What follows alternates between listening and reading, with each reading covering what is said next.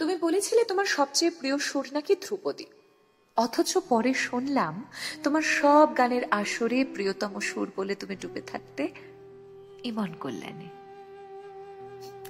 বলেছিলে তোমার প্রিয় কবির নাম নাকি জীবনানন্দ দাশ, অথচ তোমার বাড়ির বইয়ের তাক দখল করে আছে সার সার সুনীল গাঙ্গুলির কবিতা গুচ্ছ।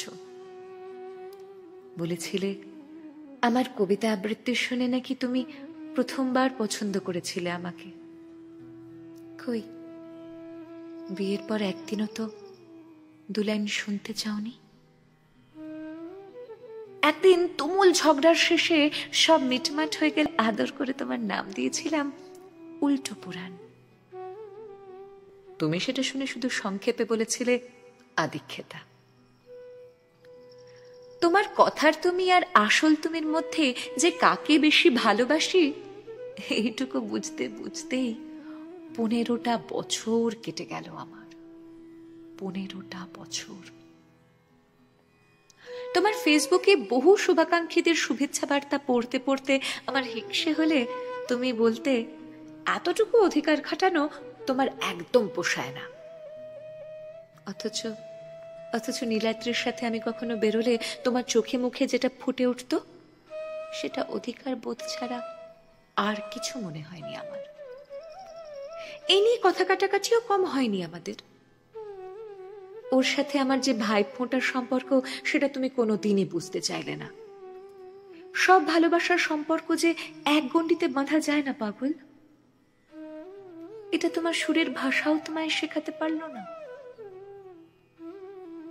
কি জানি, বিয়ের আগে আমাকে খুশি রাখতে বলতে তানপুরায় আমার জন্য তৈরি করবে নতুন একটা রাগ, যে রাগটা কেউ কখনো শোনেনি আগে।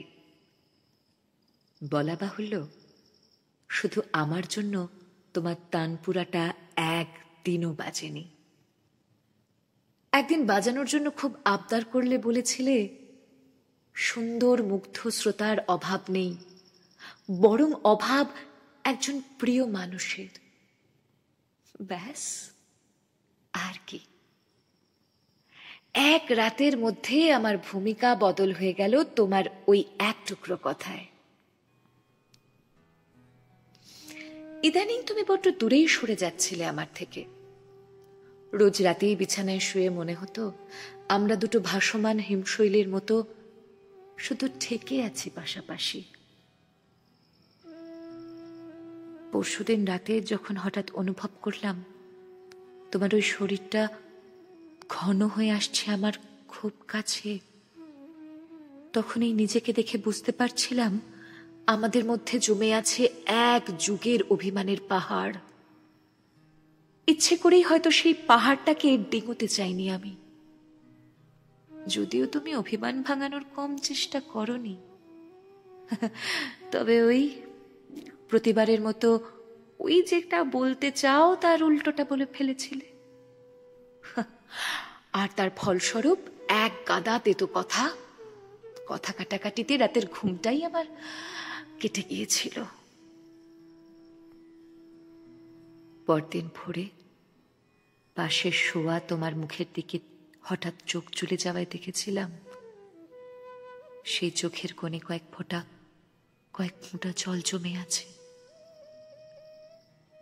আজ সকালে শ্মশানে তোমার ওই মুখটা দেখে হঠাৎ মনে হলো কতদিন পর ঘুমোতে দেখলাম তোমায়, কতদিন পর। মনে পড়ছিল বিয়ের ঠিক পরপর এক রাতের কথা। আমার তখন না কিছুতে ঘুম আসছিল না জানো। সারাটা রাত তোমার মাথার কাছে বসে তোমায় দেখছিলাম। কখনো তোমার চোখটা একটু কুঁচকে যাচ্ছিল, কখনো ঠোঁটে ফুটে উঠছিল হালকা হাসি, আবার কখনো ভাঁজ পড়ছিল কপালে। আজও ঠিক সেদিনের মতো টান টান হয়ে শুয়েছিলে, হাত দুটোকে বুকের কাছে জড়ো করে।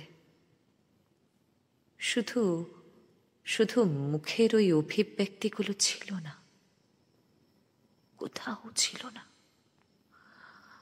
আজ দেখলাম শোকস্তব্ধ তোমার সব অনুরাগীরাও ভিড় করে এসেছে শ্মশানে তোমায় শেষ দেখা দেখতে। সবার মুখেই শুধু তোমার হঠাৎ চলে যাওয়ার কথা, সবার চোখে জল। আমার কিন্তু একটু কান্না পায়নি জানো, একটুও কান্না পায়নি। সারা দিন শুধু একটার পর একটা স্মৃতি ভেসে আসছিল সেলুলয়েডের দৃশ্যের মতো। খুব কম দৃশ্যেই অবশ্য ছিলাম আমরা দুজন। সারাটা জীবন ধরে তোমার অগণিত অনুরাগীদের সাথে ভাগ করে নিতে নিতেই তোমায় একলা পাওয়ার অভ্যেসটা যে কখন পেছনে ফেলে এসেছি নিজেও বুঝতে পারিনি। তাই আজকে সবাই তোমার জন্য কাঁদছে দেখে আলাদা করে কিছু মনেই হয়নি আমার। বিশ্বাস করো, কেবল আমার কান্নাটা কোথায় যেন হারিয়ে গিয়েছিল। একবার মজা করে বলেছিলে তুমি মারা যাওয়ার পর তোমার স্মরণ সভায় যখন তোমার প্রিয় রবীন্দ্রসঙ্গীত বাজানো হবে তখন নাকি আমি প্রথম কাঁদব। আজ সন্ধ্যের স্মরণ সভায় যখন হঠাৎ চোখে জল আসলো এই প্রথমবার, তখন এক মুহূর্তের জন্য মনে হয়েছিল এই বুঝি আমার প্রথম উল্টো পুরাণের কোনো কথা সত্যি হলো। কিন্তু পরের মুহূর্তেই ভুলটা বুঝতে পেরে পাশে বসে থাকা বিশিষ্ট সাংবাদিকদেরকে আমি বেশ চমকে দিয়ে হেসে ফেললাম একটু। সারা অডিটোরিয়ামে তখন গম গম করে বাজছে তোমার প্রিয় গানের লাইন, যখন এসেছিলে সিন্ধু পাড়ে চাঁদ ওঠেনি, অন্ধকারে চাঁদ ওঠেনি, তুমি যাবে যখন একলা চলে, চাঁদ ওঠেনি সিন্ধু পাড়ে, যখন এসেছিলে, যখন এসেছিলে।